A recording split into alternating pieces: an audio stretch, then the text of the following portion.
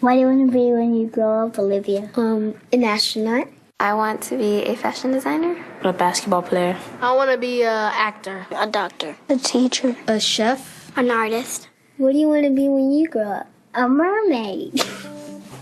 Do you know what a computer programmer is? Yeah, no. No. No. I think it's something that has codes and is able to decode a mystery. I think that they... Wait, what? Computer programmer?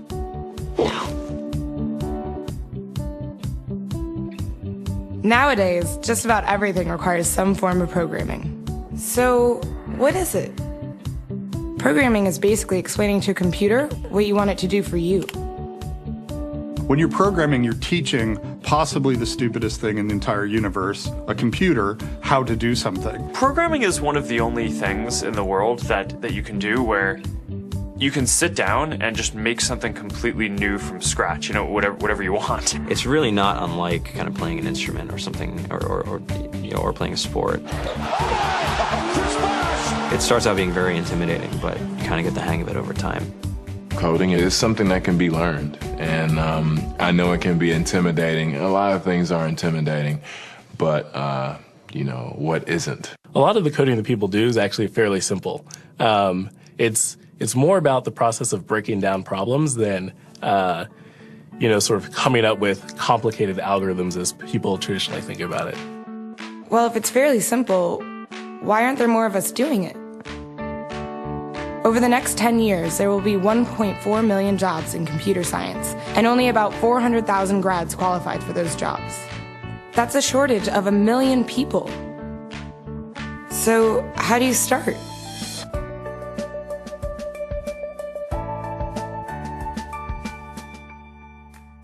I was obsessed with maps when I was a kid, and cities specifically. So I taught myself how to program. I had a very clear goal of what I wanted to do, which is to see a map of the city on my screen and play with it. Put things on the map, move things around the map. See what was happening in the city, how it worked, how it lived, how it breathed. The best early thing was actually using software to decide when the classes in my school would meet, and that put me in a position to decide which girls were in my class. The first program I wrote asked things like, what's your favorite color? Or how old are you? I first learned how to make a green circle and a red square appear on the screen. The first time I actually had something come up and say, hello world, and I made a computer do that. It was just astonishing. When I finally learned a little bit of programming, that blank wall resolved into a bunch of doors, and you open them, and finally you start to open enough doors that the light comes in. And to me, a finished program is like a structure filled with light. All the corners are illuminated. You understand the structure of it. It's a really serene feeling to have completed that.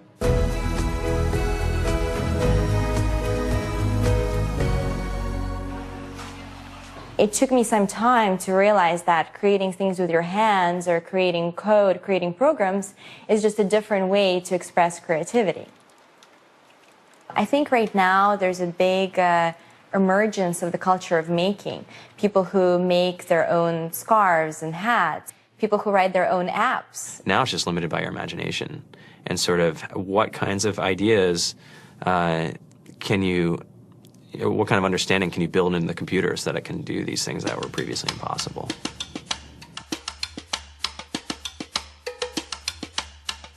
All great things are built in teams when you collaborate with other smart people. You're testing your ideas, you're stimulating each other. That's what makes us successful. It's not some flash of brilliance by somebody who then codes 24 hours a day for 3 weeks. It's what happened. The magic happens when we're all on the same page, collaborating and building something together. There's a much greater need in the world for engineers and people who can write code than there will ever be supply. And so we all live these very charmed lives. To get the very best people, we try to make the office as awesome as possible.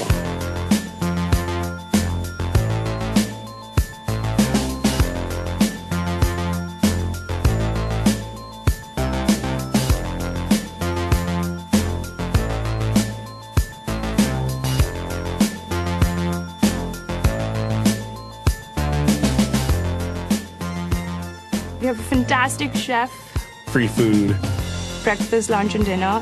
free laundry, snacks, even places to play and video games and scooters.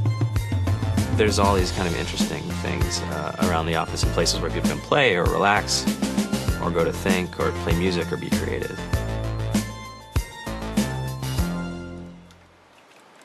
I went on the Bureau of Labor Statistics for the United States, and there's about a third of the pie that's all the things you would expect. It's, they're working in the government, they're working in typical technology jobs. But then, like, the rest of the pie, and it was the majority of the pie, just split down into these little teeny slices of every industry imaginable. And what it is, computers are everywhere. You want to work in agriculture? Do you want to work in entertainment? Do you want to work in manufacturing? It's just all over.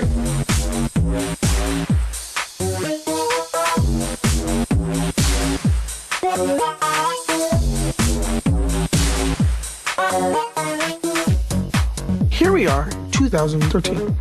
We all depend on technology to communicate, to bank, information, and none of us know how to read and write code. So you guys, what else? Who else has an idea of what we can change with our programming? What else can we do? Tiffany? What I saw my students take away from using Scratch and programming in our classroom is that they were willing to push through problems. It really builds critical thinking, it builds problem solving, and it's something that they can then apply to math in the classroom or their reading skills. We integrated science with this programming, and I saw my scores go up 30%. When I was in school, I was in this after-school group called the Whiz Kids. And when people found out, they laughed at me and, all these things. And I'm like, man, I don't care. I think it's cool. And, I'm learning a lot. And some of my friends have jobs. It's important for these kids. It should be mandatory to be a citizen on this planet, to read and write code. I just think you have to start small, right? And I think that's one of the biggest misconceptions about computer science and programming overall is that you have to learn this big body of information before you can do anything. You don't have to be a genius to know how to code. You need to be determined. Addition, subtraction, that's about it. You should probably know your multiplication tables. You don't have to be a genius to code. Do you have to be a genius to read? Do you have to be a genius to do math? No? No?